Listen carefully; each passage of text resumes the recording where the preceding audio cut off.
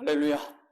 여러분이 아마 73년에 태어나서 이 광경을 보신 분도 계실 것이고, 또 이 집회에 직접 참여하신 분들도 계셨을 것이고, 그리고 이 집회에 관한 이야기들을 영상이나 책으로나 이렇게 보셨던 분들도 계셨을 것입니다.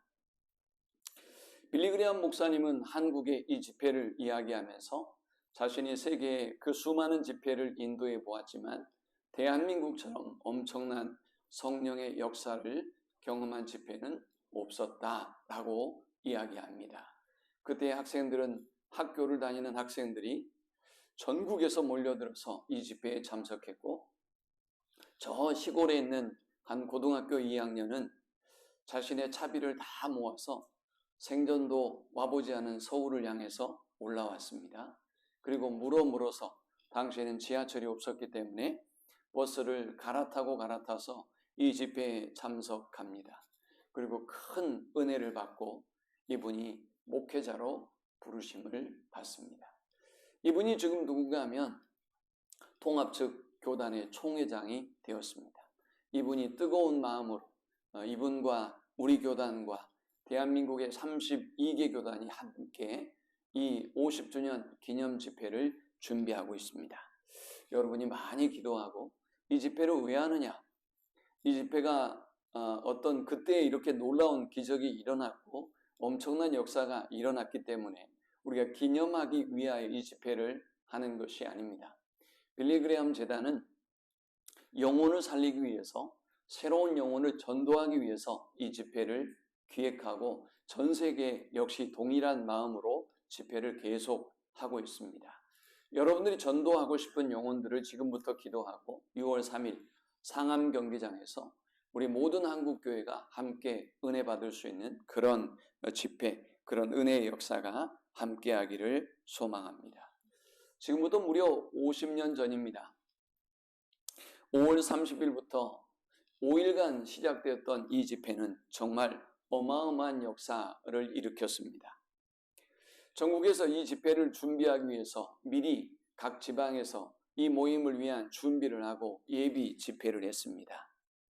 지방대회에 참석한 인원은 120만여 명에 달했습니다. 그리고 이 지방대회를 통해서 예수 그리스도를 처음 믿고 영접한 사람만 16,703명이었습니다. 본 집회가 되고 이 소위 박정희 대통령을 비롯한 수많은 사람들이 이 집회에 모두 다 관심을 가지고 있는 은혜스러운 집회를 열게 되었는데요.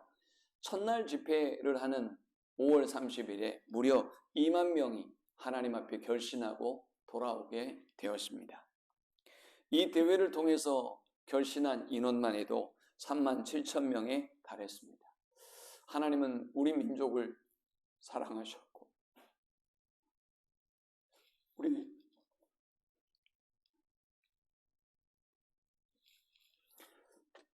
이 집회를 통해서 정말 놀라운 영적 부흥을 이 나라와 민족에 주셨습니다. 이 집회는 우리나라만 살리는 것이 아니었습니다. 교회가 일어나고 수많은 사람들이 교회를 개척하고 우리 한국의 교단이 세계 두 번째로 많은 선교사를 파송하는 어마어마한 선교 강국으로 세워지게 되었습니다. 정말 성령의 역사가 아니라면, 하나님의 역사가 아니라면 불가능한 역사였죠. 어떻게 이런 일이 가능했을까? 우리가 올 한 해의 교육표로 하나님을 가까이 하라라는 주제를 정하고 하나님께 가까이 나아가고 있습니다. 작년부터 제가 이 주제를 두고 기도하기 시작했는데 어제 극동방송을 들었어요. 그런데 극동방송의 올해의 사역표가 하나님을 가까이 하라 이더라고요. 그리고 이번 상암 경기장의 집회를 준비하기 위한 예비 모임이 지난 1월 10일에 있었는데 제가 방송국에 이 집회를 참여하게 되었습니다. 이 집회의 주제도 하나님을 가까이 하라라는 주제예요. 토시 하나 틀리지 않는 동일한 주제로 극동방송과 그리고 이 빌리 그레이엄 기념 집회와 우리 교회가 하나님께 나아가게 됩니다. 저는 이것은 하나님의 특별한 부르심이 있고 하나님의 특별한 계획과 뜻이 있다고 믿습니다. 우리가 어떻게 하나님께 가까이 나아갈 수 있다고 했습니까? 예배를 통해서 하나님께 가까이 나아갈 수 있습니다. 하나님은 예배하는 자를 찾으시고 예배를 통해서 하나님의 백성을 만나주시고 은혜를 주시고 더 큰 은혜와 사랑을 입게 하셨습니다. 두 번째, 우리가 하나님께 가까이 나아갈 수 있는 방법은 말씀을 통해서 우리가 하나님께 가까이 나아갈 수 있습니다. 여러분이 어떤 사람과 친해지려면 어떻게 합니까? 그 사람이 좋아하는 것, 그 사람이 즐겨 시간을 보내는 것, 그 사람의 동선, 그 사람의 모든 상황에 여러분의 스케줄과 상황을 맞춰서 그 사람과 함께 하기를 원하죠. 오늘 수많은 사람들이 신앙생활을 그토록 오래 해도 하나님을 직접적으로 경험해 보지 못하고 그저 관념적인 하나님으로 머물고 마는 사람들이 있습니다. 왜 그럴까요? 하나님을 가까이 경험해 보지 못했기 때문입니다. 머리로는 하나님을 알고 있지만 가슴으로 이 하나님을 느끼지 못하고 있기 때문입니다. 왜 그럴까요? 여러분 자신을 버리지 못하기 때문입니다. 여러분의 생각을, 여러분의 고집을, 여러분의 지식과 경험을 버리지 못하기 때문에 하나님을 만날 수가 없는 것입니다. 하나님의 말씀이 들리지 않는 것입니다. 여러분이 고집으로 가득 차 있으면, 여러분의 생각으로 가득 차 있으면 하나님이 아무리 말씀하셔도, 아무리 명설교가가 여러분 앞에 설교를 해도, 아무리 학원의 선생님이 여러분에게 가르치고 명강사가 강의를 한다 할지라도 들리지 못할 뿐만이 아니라 깨닫지도 못하는 것입니다. 우리가 하나님의 말씀을 가지고 하나님께 나아가야 하는 이유가 바로 여기에 있습니다. 하나님의 말씀은 살아있고 운동력이 있으며 좌우에 날선 어떤 검보다도 예리합니다. 혼과 연과 및 관절과 골수를 찔러 쪼개는 능력이 있습니다. 여러분이 하나님의 말씀을 가까이 하면 하나님의 말씀은 어느샌가 나도 모르게 우리를 하나님께로 인도합니다. 그러나 여러분의 생각으로, 여러분의 고집으로 가득 차 있으면 우리는 점점 더 하나님과 멀어져 갈 뿐입니다. 하나님은 우리에게 디모데후서 3장을 통해서 이 성경의 기능에 대해서 이렇게 말씀하고 있습니다. 모든 성경은 하나님의 감동으로 된 것으로 교훈과 책망과 바르게 함과 의로 교육하기에 유익하니 이는 하나님의 사람으로 온전하게 하며 모든 선한 일을 행할 능력을 갖추게 하려 함이라. 우리가 조금 부족하고 연약한 자일지라도 하나님의 말씀을 가까이 하면 하나님의 말씀이 좌로 치우쳤던 우리를 다시 하나님의 말씀으로 붙잡아 옵니다. 우로 치우쳤던 우리의 삶을 하나님께로 다시 인도해 가는 것입니다. 하나님의 말씀은 캐논이라고 하지요. 자척도라는 말입니다. 하나님의 말씀은 우리가 그릇 살았던 삶의 모습을 돌아보게 만들고 우리가 가지고 있었던 잘못된 신앙을 돌아보게 만들고 하나님께로 돌아오게 하는 것입니다. 시편 34편 18절은 말씀합니다. 여호와는 마음이 상한 자에게 가까이 하시고 했습니다. 마음이 상했다라고 하는 것은 깨어진 마음을 말합니다. 여러분이 세상 속에서 찢기우고 상한 마음을 가지고 하나님 앞에 나올 수 있습니다. 그러나 상하고 찢긴 마음을 가지고 우리가 하나님께 나온다고 해서 하나님이 우리를 가까이 하지는 않습니다.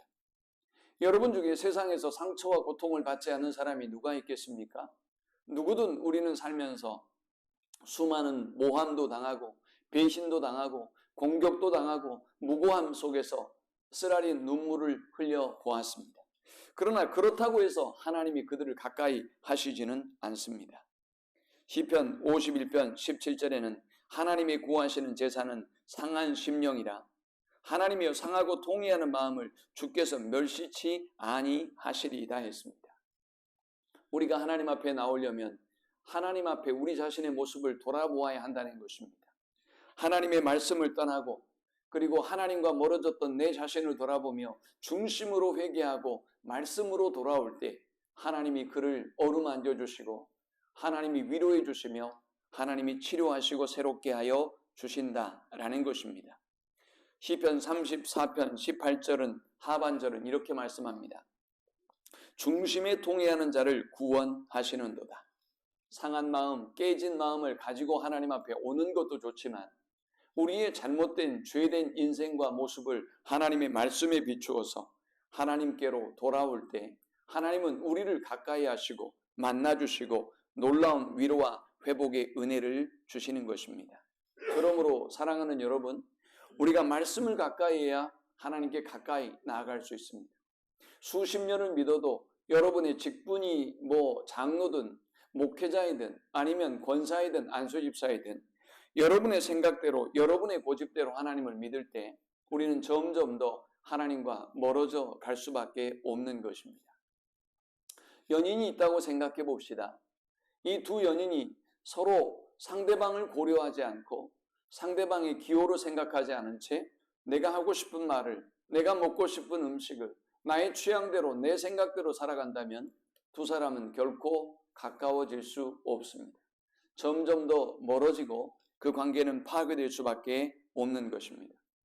오늘 저와 여러분이 지금까지 예수 그리스도를 믿으면서 과연 내가 하나님께 가까이 나아가기 위해서 기울인 노력은 어떤 것인지 우리는 우리 자신을 돌아보아야 하겠습니다. 오늘 본문의 배경은 이렇습니다. 이스라엘 백성은 하나님을 버렸고 하나님의 은혜를 저버렸습니다. 그들은 우상을 숭배했고 하나님이 주신 모든 선물들을 자신들이 이루어 왔다고 생각했습니다. 더 이상 하나님의 은혜와 도움 따위는 필요치 않았습니다. 그들은 하나님으로부터 자유롭고 싶었습니다. 하나님으로부터 자유롭고 싶었던 그들은 또 다른 우상을 숭배하기 시작했습니다. 하나님은 이들을 그저 바라보고 있을 수만은 없었습니다. 하나님은 이사야서에서 우리가 살펴보았던 것처럼 채찍을 들어서 이스라엘 백성을 채찍질하고 하나님의 말씀을 전하기 위하여 수많은 선지자들을 보냈습니다. 그러나 그들은 선지자들을 통해서 주시는 하나님의 음성을 듣지 않습니다. 오히려 선지자를 죽이기까지 했습니다. 하나님은 도저히 견딜 수 없어서 이들을 저 바벨론 땅의 포로로 보내셨습니다. 그리고 오늘 본문의 배경에서는 지금 포로가 된 지 10년 정도가 지났습니다. 여러분들이 감옥에 갇힌 지 10년 정도 되면 어떨까요? 여러분들이 어떤 병에 걸린 지 10년 정도가 되었다면 어떨까요? 여러분이 사업을 잘하고 직장생활을 잘하다가 실업자가 된 지 10년이 되었다면 어떤 상황일까요? 우리의 소망은 점점 더 꺼져가기 시작할 것입니다. 하나님을 향한 믿음은 점점 더 사그라져 버리기 시작할 것입니다. 여러분이 하나님을 붙잡고 간절히 기도했던 그 기도도 무너지기 시작할 것입니다. 이제 이스라엘 백성은 점점 더 열망이 무너져갔고 소망도 꺼져갔고 그들은 다시 돌아갈 것이라는, 그들은 다시 하나님과의 관계를 회복하고 하나님이 우리를 회복시켜 주실 것이라는 믿음을 점점 더 희망을 잃어가기 시작했습니다. 그들은 그발 강가라고 하는 곳에서 이제 버려진 이 바벨론의 땅에서 눈물을 흘리고 있습니다. 그런데 하나님은 이 에스겔이라고 하는 선지자를 이스라엘 백성 가운데 보내시고 그에게 환상을 보여주셨습니다. 여러분, 우리가 세상에서 가장 고통스러운 일이 무엇이죠? 사업에서 망한 것입니까? 아니면 여러분들이 어떤 경제적인 어려움을 당하는 것일까요? 아니에요. 누군가 여러분의 곁에서 여러분을 도울 사람이 있다고 생각한다면 우리는 다시 용기를 가져요. 누가 경제적으로 도움을 주지 않아도 다시 여러분의 어깨를 북돋아주고 여러분에게 격려의 조언을 해주고 여러분을 위해서 기도해 주는 사람이 있다면 해볼 만합니다. 다시 일어설 수 있어요. 그러나 여러분이 홀로라고 느껴질 때 나의 아픔과 나의 고통과 나의 눈물과 나의 상실을 이해해 주는 사람이 아무도 없고 그것도 하나님까지 나를 버렸다고 생각이 될 때 그때는 일어나기가 힘이 듭니다. 그래서 이스라엘 백성은 그발 강가에서 자신들의 상황을 토로하며 눈물을 흘리고 있습니다. 그런데 하나님께서 그들에게 환상을 보여주셨습니다. 그들은 예루살렘에만 하나님이 계신다고 생각했어요. 그런데 그들에게 하나님의 보좌가 저 바벨론 땅으로 움직여 오는 환상을 에스겔을 통해서 보여주셨습니다. 에스겔은 그 환상이 무엇인지 알지 못했습니다. 그런데 나중에 그것이 하나님의 보좌라는 사실을 깨닫게 됩니다. 하나님이 우리와 함께 하시구나. 우리의 죄로 인하여, 우리 민족의 죄로 인하여 지금 이곳에서 우리가 참혹한 고통과 어려움을 당하고 있는데도 하나님은 이곳에 우리와 함께 하시는구나. 하나님은 우리를 버리지 않으시고 이곳까지 찾아와 주시는구나. 이 감옥까지, 이 포로 수용소까지 우리를 찾아와 주시고 함께 하시는구나 라는 것을 깨닫습니다. 에스겔서 1장의 말씀입니다. 그리고 하나님은 에스겔에게 하나님의 말씀을 주셨습니다. 이 하나님의 말씀을 받아 먹으라고 하셨습니다. 이 하나님의 말씀을 에스겔이 받아 먹자 입에는 쓰지만 그의 속에는 달았습니다. 하나님의 말씀이 오늘 저와 여러분에게 부딪힐 때 고통이 있고 아픔이 있고 또 상처가 되기도 합니다. 그러나 결국 이 말씀은 우리를 살리는 말씀, 우리에게 희망을 주는 말씀, 우리를 새롭게 하시는 말씀이라는 것을 우리는 삶 속에, 신앙생활의 삶 속에 경험적으로 깨닫게 되어지지요. 오늘 하나님은 에스겔 골짜기로 인도하셔서 환상을 하나 보여주셨습니다. 에스겔에게 보여주신 환상은 37장 1절에 보니까 여호와께서 권능으로 내게 임재하시고 그의 영으로 나를 데리고 가서 골짜기 가운데 두셨는데 거기 뼈가 가득하더라. 나를 그 뼈 사방으로 지나가게 하시기로 본즉 그 골짜기 지면에 뼈가 심이 많고 아주 말랐더라 했습니다. 하나님께서 에스겔 골짜기에서 에스겔 선지자에게 많은 뼈들을 보여주셨습니다. 이 뼈들은 매우 건조한 상태였습니다. 핏기가 있는 것도 아니고 살이나 지방이 붙어 있는 것도 아니었습니다. 여러분이 사골국을 우려내면 뼈가 건조해지죠. 그리고 이제 그 사골국에서 나온 뼈를 말리면 뼈가 마치 부서질 것처럼 힘이 없어요. 아마 그런 상태가 아니었을까 싶어요. 하나님은 에스겔 골짜기에서 에스겔에게 완전히 말라버린 그 뼈들을 보여주셨습니다. 이 뼈는 다름 아닌 이스라엘이었습니다. 하나님은 이스라엘의 영적 상태, 오늘 이스라엘이 처해 있는 상황을 에스겔 선지자에게 보여주신 것입니다. 오늘 지금 우리가 살고 있는 세상은 어떻습니까? 오늘 지금 여러분이 처해 있는 상황은 어떠합니까? 여전히 희망은 있으신지요?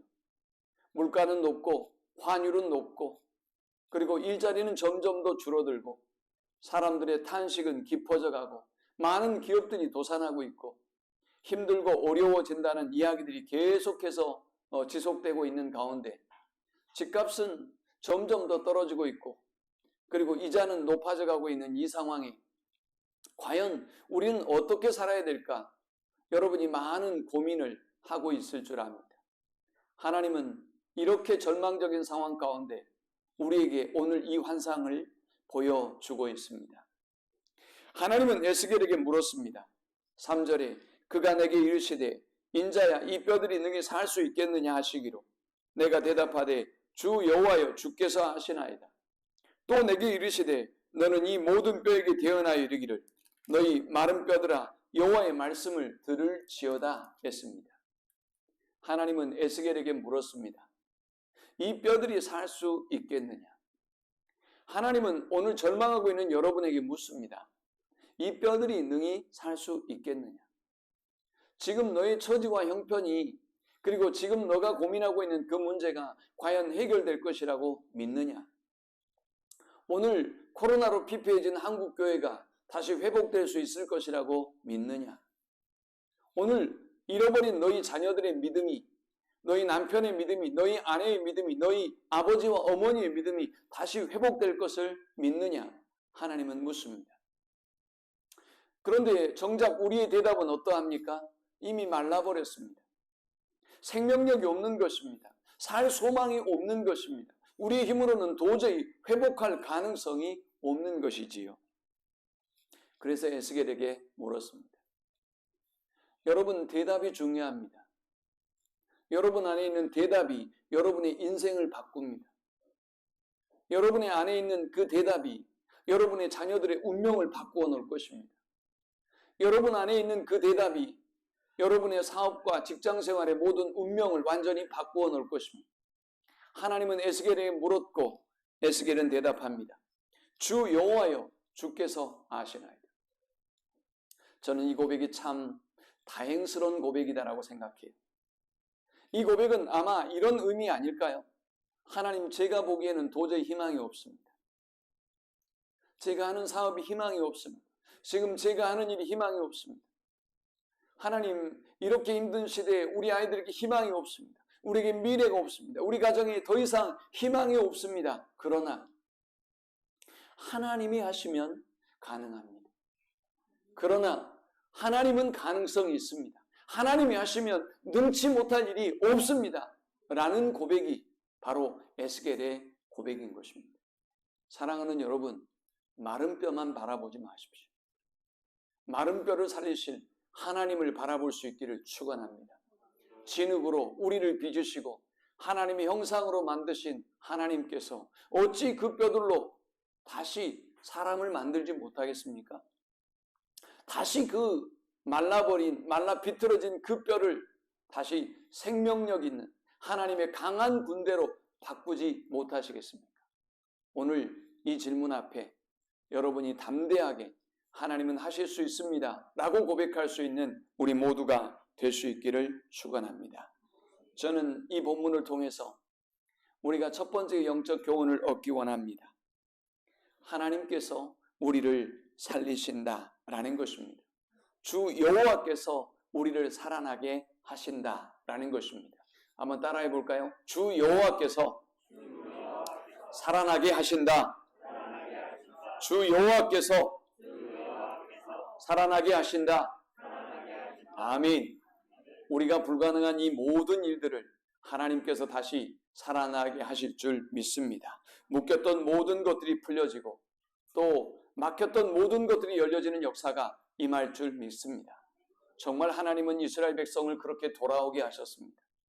도저히 상상할 수 없는 방법을 택하셔서 하나님은 전혀 무력적인 방법이 아니라 페르시아의 바사 왕의 마음을 바꾸셔서 무혈로 그냥 돌아오게 만드셨습니다. 필요한 기술자도 대주었습니다. 인부도 대줍니다. 거기 필요한 재물도 모든 물질도 공급하여 주셨습니다. 여러분, 하나님이 하시면 쉬워지는 것입니다. 우리가 고민하는 이 모든 문제, 어떤 문제도 하나님이 간섭하고 개입하시면 쉬워집니다. 두 번째, 우리는 이 본문을 통해서 하나님의 말씀이 우리를 살아나게 한다는 영적인 교훈을 얻을 수 있습니다. 에스겔이 이렇게 고백하자 하나님이 뭐라고 말씀합니까?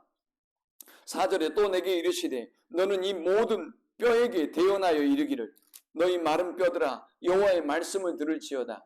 주 여호와께서 이 뼈들에게 이같이 말씀하시기를 내가 생기를 너희에게 들어가게 하리니 너희가 살아나리라 라고 했습니다. 에스겔에게 하나님이 말씀하신 것은 하나님의 말씀을 대언하라는 것입니다. 하나님의 말씀을 대언하기만 하면 살아난다는 것입니다. 7절에 보니까 이에 내가 명령을 따라 대언하니 대언할 때에 소리가 나고 움직이며 이 뼈 저 뼈가 들어맞아 뼈들이 서로 연결되더라. 내가 보니 그 뼈에 힘줄이 생기고 살이 오르며 그 위에 가죽이 덮이나 그 속에 생기는 없더라 라고 했습니다. 하나님의 말씀이 선포되자 놀라운 기적의 역사가 일어납니다. 이 뼈들에 살이 돋기 시작합니다. 이 뼈들에 힘줄이 생기기 시작합니다. 이 뼈에 가죽이 덮이기 시작합니다. 하나님의 놀라운 회복의 역사가 임한 것입니다.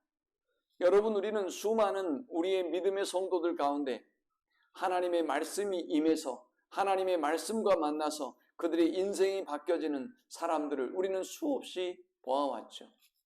우리의 자녀들이 그렇고 우리의 청소년들이 그러했고 우리의 아버지 어머니들이 그 하나님의 말씀과 만나서 얼마나 놀라운 변화를 경험하고 있는지를 보았습니다.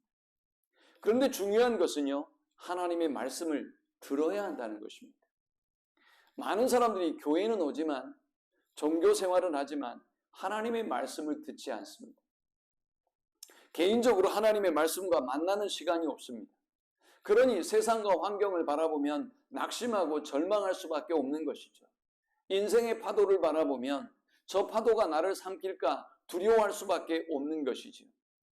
그러나 여러분이 아무리 숨이 찰 정도로 힘들고 어려운 순간이라 할지라도 하나님의 말씀 앞에 나오면, 말씀을 묵상하면, 말씀을 들으면 오늘 여러분이 다시 살아나고 회복됨을 보게 됩니다. 그 말씀이 여러분을 살립니다. 그 말씀이 여러분을 위로합니다. 그 말씀이 우리에게 길을 가르쳐 줍니다. 그 말씀이 우리에게 생명이 됩니다. 그러므로 사랑하는 여러분, 하나님의 말씀을 가까이 해서 하나님의 말씀이 나를 살리고 여러분의 가정을 살리고 자녀들을 살리고 우리 교회와 나라와 민족을 살리는 역사를 경험할 수 있기를 축원합니다. 여러분, 70년대에 대한민국이 어떠했습니까? 얼마나 가난하고 힘든 나라였습니까? 그런데 여러분, 이 73년의 빌리그레암 집회를 통해서 한국은 엄청난 역사를 경험합니다. 하나님의 놀라운 은혜로 곳곳마다 교회가 세워지기 시작합니다. 세계 어느 나라 중에 전세금을 월세로 바꾸면서 교회를 세운 나라는 대한민국밖에 없습니다. 기부는 사람들이 많이 하지만 자기 집을 팔아서 하나님의 교회를 먼저 짓겠다고 헌신한 민족은 대한민국, 우리나라밖에 없습니다. 그런 나라를 하나님이 얼마나 기뻐하시고 얼마나 사랑하시고 얼마나 즐거워하셨겠습니까? 하나님의 말씀이 우리나라를 이렇게 바꿔놓은 것입니다. 하나님의 말씀이 한국교회를 이렇게 바꿔버린 것입니다. 그런데 여러분, 지금 우리의 모습은 어떻습니까? 우리가 하나님을 버리고 우리가 하나님의 말씀을 버렸습니다. 돈이라는 신을 쫓고 돈이라는 괴물 앞에 무릎을 꿇습니다. 하나님의 말씀에 웃고 울어야 될 우리가 그 물질 앞에 울고 웃습니다. 그 물질 앞에 비굴합니다. 그 물질 앞에 무릎을 꿇습니다. 오늘 하나님의 음성을 듣고 다시 말씀으로 돌아가서 하나님의 말씀이 저와 여러분을 살리는 놀라운 은혜를 경험하는 우리 모든 성도들이 될 수 있기를 축원합니다. 마지막 세 번째, 주의 성령이 우리를 살아나게 합니다. 9절에 또 내게 이르시되 인자야 너는 생기를 향하여 대언하라. 생기에게 대언하여 이르기를 주 여호와께서 이같이 말씀하시기를 생기야 사방에서부터 와서 이 죽음을 당한 자에게 불어서 살아나게 하라 하셨다 하라. 이에 내가 그 명령대로 대언하였더니 생기가 그들에게 들어가매 그들이 곧 살아나서 일어나서는데 극히 큰 군대더라 했습니다. 하나님의 말씀이 임했지만 그러나 아직 생기는 없었습니다. 8절의 끝부분에 보니까 가죽이 덮였지만 그러나 그 속에 생기는 없었다라고 했습니다. 다시 하나님은 에스겔에게 명령합니다. 또 내게 이르시되 인자야 너는 생기를 향하여 대언하라. 생기에게 대언하여 이르기를 주 여호와께서 이같이 말씀하시기를 했습니다. 에스겔에게 다시 하나님의 말씀을 선포하게 하셨고 에스겔이 하나님의 말씀을 다시 선포하자 생기가 그 마른 뼈들에게 임합니다. 그리고 그 마른 뼈들은 일어나서 하나님의 강한 군대가 되었습니다. 하나님의 성령이 우리에게 임할 때 우리는 온전해지는 것입니다. 저와 여러분이 아무리 성경 공부를 많이 하고 하나님의 말씀을 많이 읽어도 우리는 건조한 지식의 사람이 되는 것뿐입니다. 그 지식을 가지고 하나님 앞에 더욱더 헌신하고 충성하는 것이 아니라 그 지식 때문에 하나님과 멀어집니다. 내가 아는 하나님은 이런 하나님이니 나는 그렇게 무식하게 하나님을 믿지 않아도 돼요. 내가 알고 있는 하나님은 이런 하나님이니 나는 이렇게 봉사하고 이렇게 충성하고 이렇게 예배하며 살아갑니다. 오늘 그것이 한국교회의 모습 아닙니까? 우리의 부모들이 눈물로 기도로 길러냈던 부흥회를 통해서 이토록 놀라운 한국교회의 부흥을 이루었지만 우리의 자녀들은 대한민국의 2세대들은 하나님을 떠났어요. 미국 교회를 분석한 모습을 보니까 미국 교회 청년들이 대학에 가면 70%가 교회를 떠난답니다. 미국의 청년들이 대학을 졸업하면 90%가 교회를 떠난답니다. 우리는 지금 그 뒤를 따라가고 있는 것 같아요. 우리가 하나님을 버렸고 우리가 말씀을 버렸기 때문에 우리의 청년들이 방향을 잃어가는 것이죠. 우리의 자녀들이 지금 방향을 잃어가고 있는 거예요. 하나님이 우리를 인도하시고 하나님이 우리를 축복하셔야 된다고 그렇게 가르치고 기도하고 말씀으로 세워야 될 우리가 인간적인 기술과 방법으로 우리의 도움으로 자녀들의 미래를 열어가고 대한민국의 미래를 열려고 하니 이 모든 하나님의 축복을, 이 모든 하나님의 역사를 우리가 지금 막아서고 방해하고 있는 것과 같은 것입니다. 매튜 헨리는 이런 얘기를 했습니다. 거룩한 기쁨은 순종이라는 바퀴에 기름이 된다. 이게 무슨 의미일까요? 하나님의 말씀에 우리가 순종하고 하나님께 더욱더 가까이 나아가기 위해서는 성령의 역사가 필요하다는 것입니다. 성령의 기름이 우리에게 부어진 바 되어질 때 우리는 힘들어도, 수고로워도, 번거로워도, 무거운 짐이 되어도 하나님의 말씀에 순종하며 그 말씀대로 따라가는 삶을 살아갈 수가 있다는 것입니다. 그러나 성령의 기름 부음이 없으면, 성령이 역사하지 아니하면 알고도 순종하지 않습니다. 알고도 하나님께로 돌아가지 않는 것입니다. 말씀을 맺습니다. 우리가 신앙생활을 아무리 오래 해도, 아무리 좋은 명설교를 들어도, 아무리 성경 공부를 열심히 하셔도 오늘 여러분의 기준을 바꾸지 않으면 하나님께로 가까이 나아갈 수 없습니다. 여러분이 하나님을 연인이라고 생각해 보세요. 지금까지 믿어온 그 수많은 세월 동안 하나님이 여러분의 연인이라고 생각할 때 조금 더 가까워지지 않았어요. 아니, 가까울 필요가 없어요. 가까우면 우리를 더 불편하게 할 거거든요. 헌금을 해야 될지 몰라요. 순종해야 될지 몰라요. 기도해야 될지 몰라요. 우리가 더 묶여서, 교회에, 목사님께, 성도들에게 더 묶여서 우리의 신앙생활이 자유를 잃어버릴지 모른다는 생각을 하고 하나님을 멀리 하지는 않았는지 여러분 자신을 돌아보세요. 여러분이 연인에게 그렇게 대하십니까?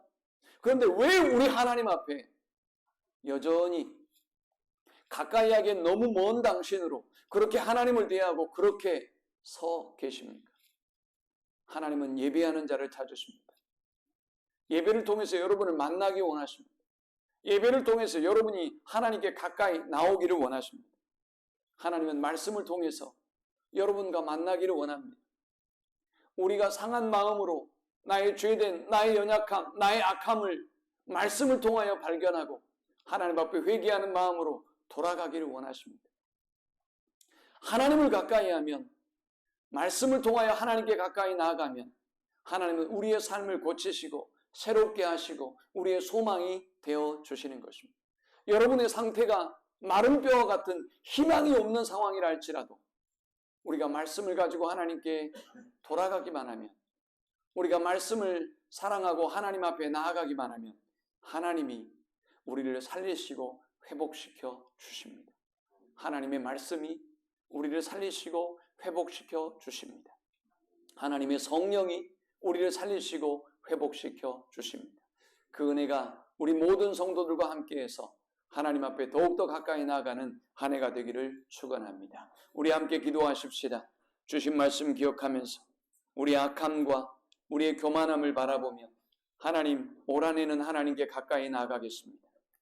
여전히 이 자리에 머물러 있지 않겠습니다. 여전히 이 모습 그대로 하나님을 멀찍이 쫓는 비겁한 베드로와 같은 제자처럼 하나님을 멀리하지 않겠습니다. 예배를 통하여 더욱더 가까이 나아가고 말씀을 통하여 나의 악함을 바라보며 가까이 나아가서 하나님을 뜨겁게 사랑하고 하나님의 뜨거운 사랑 안에 거하는 한 해가 되겠습니다. 결단합시다. 그리고 말씀보다 교만하고 말씀보다 여러분을 앞세웠던 그 악함과 교만함을 철저하게 깨뜨리고 회개하고 이제는 제가 말씀을 가지고 하나님 앞에 나아가겠습니다. 성령의 역사를 통해서 순종하게 하시고 그러므로 말미암아 이스라엘 백성이 강한 군대 되었던 것처럼 제가 주님의 강한 군대가 되게 하여 주옵소서. 기도합시다. 주여 한번 크게 부르짖고 동성으로 기도합니다. 주 하나님, 우리를 불쌍히 여겨 주옵소서. 하나님과 가까이 하는 삶을 하나님 오히려 부담스러워하고 싫어했던 우리를 불쌍히 여겨 주옵소서. 하나님과 적정한 거리를 두고 멀찍이 주님을 따랐던 베드로처럼 그렇게 비겁하게, 그렇게 위선적이고 가식적 모습으로 하나님을 따랐던 우리의 모습을 불쌍히 여겨 주옵소서. 예배를 통하여 하나님께 가까이 나아가게 하시고 말씀을 통하여 하나님께 가까이 나아가게 하여 주옵소서. 그리하여 하나님 말씀이 우리를 새롭게 하시고 치유하시며 고치시고 새롭게 하심을 힘입게 도와주옵소서.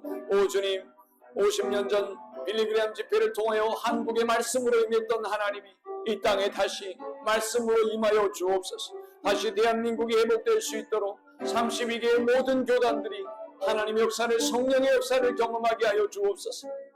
우리 모두가 하나님께로 가까이 나아가는 한 해가 될 수 있도록 인도하여 주옵소서. 하나님을 뜨겁게 사랑하는 한 해가 되도록 인도하여 주옵소서. 강팍하고 교만한 우리의 기준을 완전히 무너뜨려 주시고 오직 하나님의 말씀으로 온전히 돌아가는 하나님의 백성들이 될 수 있도록 주님 인도하시고 역사하여 주옵소서. 예수님의 이름으로 기도합니다. 아멘.